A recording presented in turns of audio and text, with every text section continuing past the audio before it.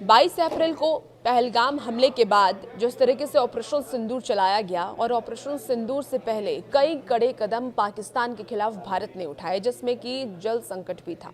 पाकिस्तान को water crisis में लाना भी एक मुहिम थी मोदी सरकार की, जो पाकिस्तान के खिलाफ हमने चलाया। अब पाकिस्तान को भारत के हक का पानी नहीं मिलेगा। भारतीयों के खून से खेलना पाकिस्तान को अब महंगा पड़ेगा।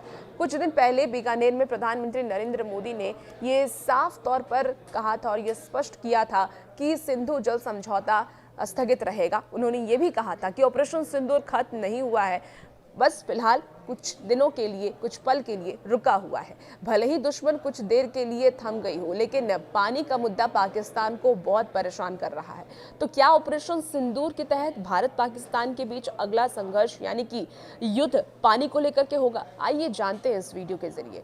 भारत और पाकिस्तान के बीच 21वीं सदी का सबसे बड़ा पानी का संघर्ष क्या हो सकता है? दरअसल सिंधु जल समझौता को खत्म करना आरएसएस यानी कि राष्ट्रीय स्वयंसेवक संघ का एक पुराना वैचारिक प्रोजेक्ट रहा है। आरएसएस का ये मानना है कि 1960 में तत्कालीन प्रधानमंत्री जवाहरलाल नेहरू और पाकिस्तान के पूर्व राष्ट्रपति अयूब खान के बीच हुए इस समझौते से भारत के साथ अन्याय हुआ और इस संधि को रद्द करना कारगिल के बाद अटल बिहारी वाजपेयी और उरी और पुलवामा आतंकी हमलों के बाद नरेंद्र मोदी के जहन में भी था।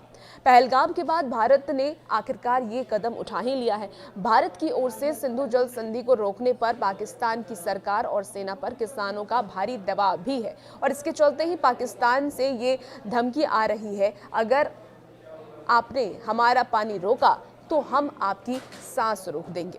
और इस पर भारत ने स्पष्ट कहा है कि खून और पानी एक साथ नहीं बह सकता। तो जब तक पाकिस्तान अपनी धरती पर आतंकवाद के खिलाफ ठोस, विश्वसनीय और सत्यापनीय कार्रवाई नहीं करता, भारत जानता है कि ऐसा कभी नहीं होगा। तो सिंधु जल संधि अब खत्म ही समझिए और भारत ये भी जानता है कि उसका पलड़ा भारी है और पाकिस्तान यही सोचकर चिंतित है, या ये कह लीजिए कि सच कहें तो बहुत ज़्यादा ही चिंतित है कि इमरान खान की पार्टी तहरीक-ए-इंसाफ से ताल्लुक़ रखने वाले पाकिस्तानी सीनेटर सैयद अली जफर ने ये कहा है कि भारत ने पाकिस्तान पर वाटर बम फेंका है, जिसे तुरंत डिफ्यूज़ यानी कि निष्क्रिय करने की ज़रूरत है। सैयद अली जफर ने पाकिस्तान असेंबली में ये कहा कि अगर हमने तुरंत इस पानी के संकट का समाधान नहीं किया तो हम भूखे मर जाएंगे। सिंधु बेसिन हमारी लाइफलाइन है, हमारा 3/4 पानी यहीं से आता है। हमारे 10 में से 9 लोग अपना जीवन यापन करने के लिए सिंधु नदी पर ही बेसिस है, वो उसी पर निर्धारित है। हमारे 90% फैसले सिंधु नदी बेसिन पर निर्भर है। हमारी सभी परियोजनाएं और बांध सिंधु नदी बेसिन में बने हैं।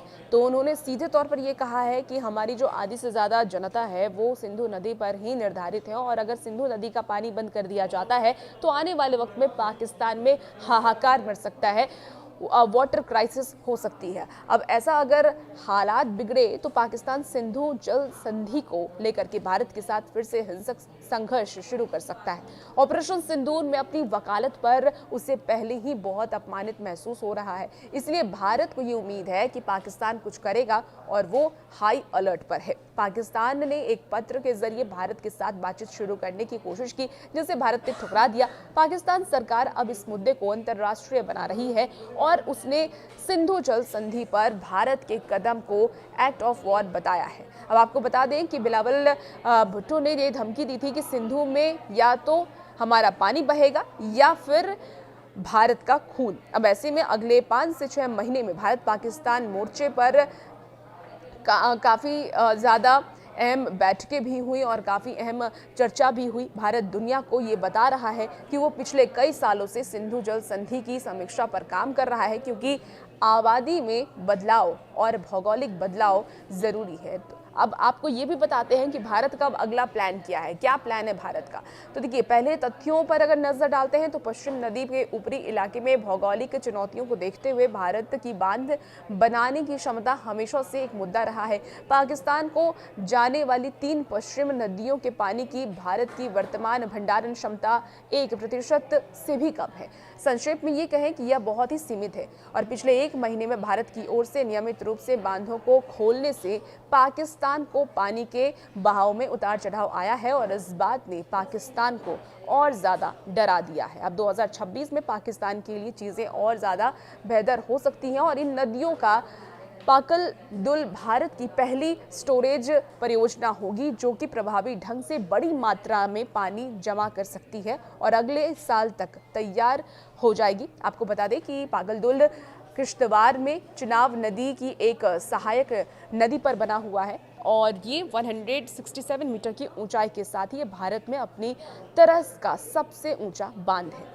तो आने वाले वक्त में पाकिस्तान को और मुश्किलें अब पाकिस्तान की बढ़ सकती हैं और भारत में जहां भी वाटर क्राइसिस है, जहां पानी की कमी है, वो कमी खत्म हो सकती है।